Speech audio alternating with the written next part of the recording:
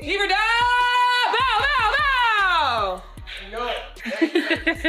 Man, I think it's the next step up mentality as far as players. Our shifts keep changing. Everybody doing a different role, and so I think we all got the mentality where you give and you sacrifice, and I think that's what y'all see. Away, baby. Man. I think it's a next step up mentality as far as players. Our shifts keeps changing. Everybody doing a different role. And so, I think we all got the mentality where you give and you sacrifice. And I think that's what y'all see. The IndianaFever just pulled off something nobody saw coming without Caitlin Clark on the court facing a Dallas Wings team hungry for an upset.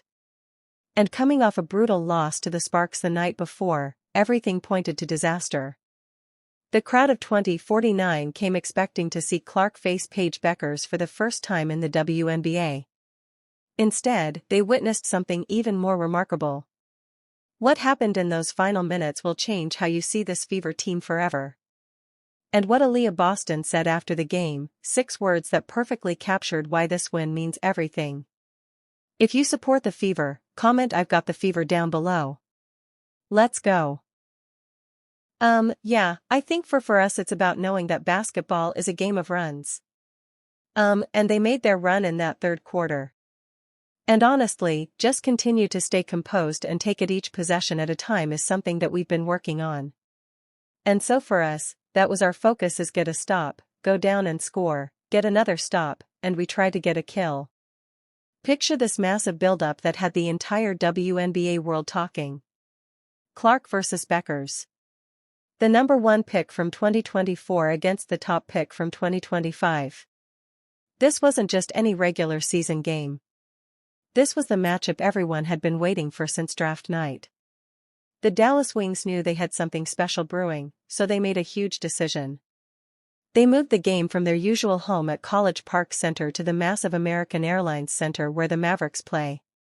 Think about that for a second. You don't just move a game to a 20,000-seat arena unless you know something big is about to happen.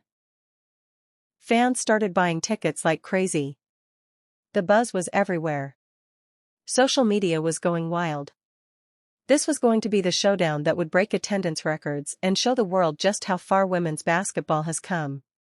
You know, finding out this morning that we probably need to hold out again today. It really is a day-to-day thing. And I think for us, you making sure that we're prioritizing her long-term health and wellness, it's anybody who's had some of these types of injuries understand that sometimes it's a process.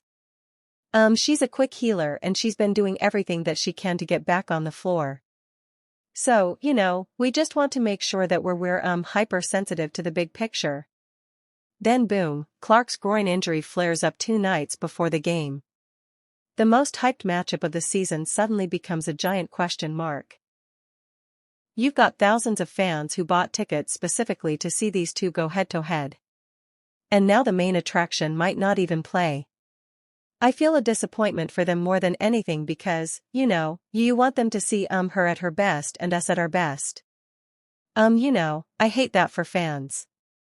But at the same time, again, for us as a team and for Caitlin as a person and player, her health and wellness is the priority. But here's the thing that made this whole situation even more intense. The Fever had just gotten absolutely destroyed by the Los Angeles Sparks the night before. We're talking about a team that looked completely lost without their star running the show. The pace was slow. The ball movement was terrible. Aliyah Boston barely got any touches. Everything that makes Indiana dangerous just fell apart when Clark wasn't on the court. I think the biggest thing for us is our attention to detail in our screening. We've got to be great screeners. We got to make sure we slow down and use our screen and our spacing. We've had some games where our spacing has been poor. And that has not allowed Kelsey to get downhill, and it hasn't allowed space for Leah to get going either.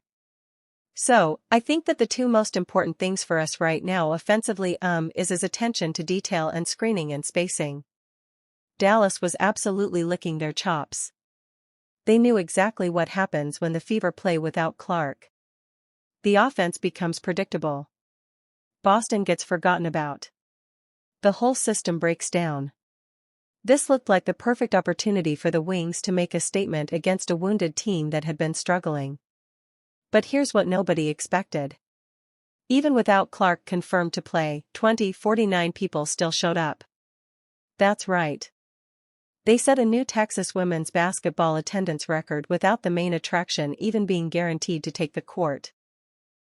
Think about what that says about the power of this rivalry and the growth of women's basketball. We'll start Ari today. We'll start her and bring Sid off the bench a little bit. I don't want to take Kelsey out of what she naturally does instinctually on the wing. And overload her from a point guard perspective. So with having Ari and Haven having Sid, they'll give us a couple different looks right there. The Wings walked into that game thinking they had a wounded animal cornered. Coach Stephanie White shocked everyone by starting Ari McDonald for the first time, completely changing the lineup that everyone expected. Nobody knew what to expect from this new look. What happened next would reveal something about this Fever team that even their biggest fans didn't know was there. The stage was set for either complete disaster or something absolutely magical. The first quarter starts and something absolutely incredible happens. The Fever don't just survive without Clark on the court. They completely explode right out of the gate. Ari McDonald brings this energy that nobody saw coming. She's pushing the pace like her life depends on it. Charles can't finish it. Got to finish that. A beautiful pass. McDonald counted in one. Run. Run. She's getting everyone involved in ways that make you forget Clark isn't even playing.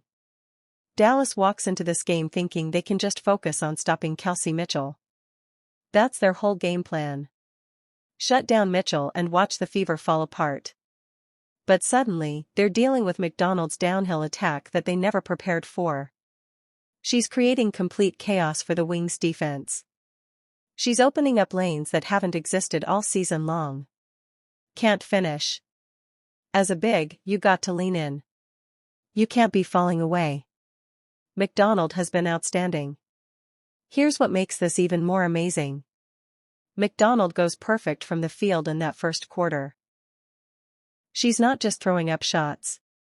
She's making smart plays that create opportunities for everyone else. The Fever start the game by making their first 7 shots in a row. 7 straight makes to open the game. You don't see that kind of execution very often. Inside. Can't get it. Lee, you roof. Here comes Natasha Howard. N0 run for Indiana. Lexi Hall carries the 3. You got to get out on her, ladies. She's shooting 51% from beyond the arc. This is a rough Aliyah. Boston finally starts getting the touches she desperately needs. You can actually see her confidence building with every single possession. She's getting the ball in positions where she can do damage. The Wings have to respect McDonald's speed, which means Boston has more room to operate down low.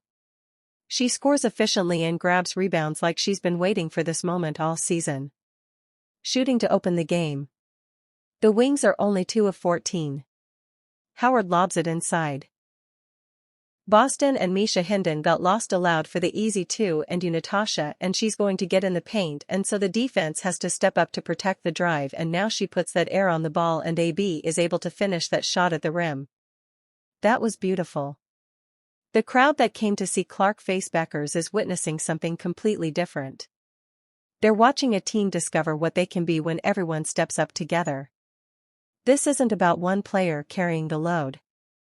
This is about 5 players moving as one unit. By the end of that first quarter, Indiana leads 33-13. Let that sink in for a second. They outscored Dallas by 20 points in 12 minutes. Even the Dallas fans are standing up and applauding the basketball they're seeing.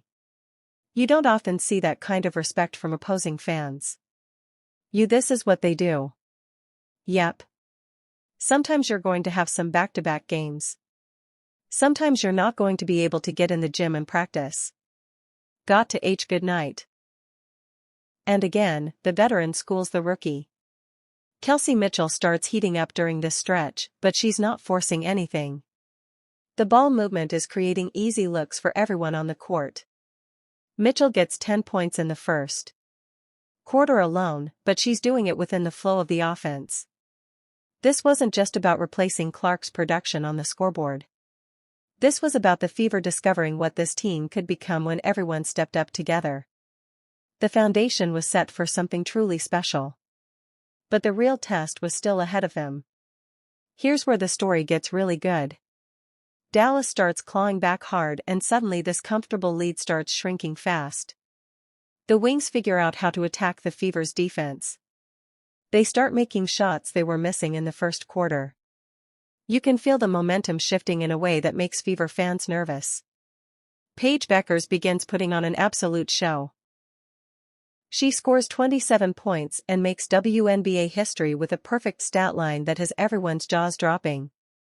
Bueckers becomes the first player ever to record 25 points, 5 assists, 2 steals, 2 blocks, and 0 turnovers in a single game. That's the kind of performance that wins games and changes careers. Paige is just such a smart player. She reads defensive well. She knows how to pick